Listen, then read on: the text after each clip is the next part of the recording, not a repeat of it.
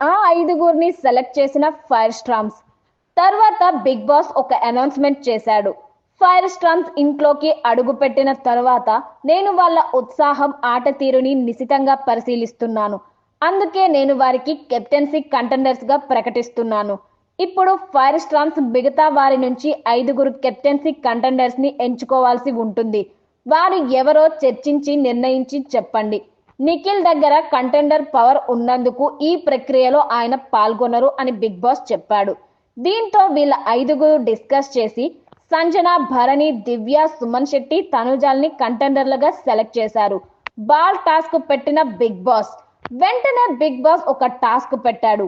ఈ big boss house లో ఏది అంత సులువుగా లభించదని మీకు తెలుసు.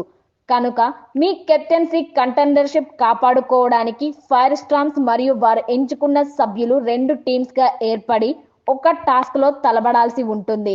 దానికోసం మీకు ఇస్తున్న టాస్క్ కెప్టెన్సీయే గోల్.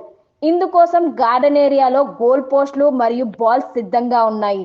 ప్రతి రౌండ్ లో బజర్ మోగగానే 2 టీంల సభ్యులు చేయాల్సింది ఏంటంటే రెడ్ లైన్ మీద ఉన్న బాల్ ని తీసుకొని తమ శక్తిని లేదా ఇతర స్ట్రాటజీని ఉపయోగించి ప్రత్యర్థి గోల్ పోస్ట్ లో గోల్ చేయాలి. ఒకవేళ మీ టీం ప్రత్యర్థి గోల్ పోస్ట్ లో గోల్ చేయగలిగితే వారి టీం నుంచి ఏ ఒక్కరినైనా రేస్ నుంచి తప్పించాలనేది గోల్ చేసిన సభ్యులు నిర్ణయిస్తారు. ఇలా టాస్క్ ముగిసే సమయానికి ఎవరు ఆటలో నిలుస్తారో ఆ సభ్యులు తమ కెప్టెన్సీ కంటెండర్షిప్ ని కాపాడుకోవడానికి రేస్ లో నిలుస్తారు అంటూ బిగ్ బాస్ చెప్పాడు. పాత హౌస్ మేట్స్ నుంచి సుమన్ శెట్టి ఒక్కడే ఈ టాస్క్ లో వైల్డ్ కార్డ్స్ చాలా బాగా ఆడారు. ముఖ్యంగా సాయి, గౌరవ్ అయితే ఇరగదీశారు. అయితే అవతల టీంలో స్ట్రాంగ్ అయిన భరణిని ఒక్క రమ్య ఆపేయడం విశేషం. అసలు కండల పిల్ల కావడంతో భరణిని చాలా గట్టిగానే ఆపేసింది.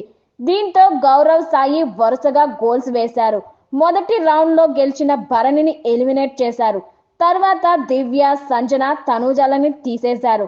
ఇక చివరి రౌండ్ ముగిసేసరికి అవతలి టీంలో సుమన్ శెట్టి ఒక్కడే మిగిలాడు.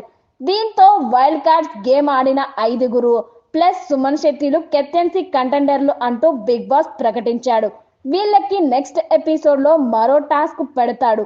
మరి ఆ అప్డేట్స్ తెలుసుకోవాలి అంటే please subscribe film cube Telugu YouTube channel.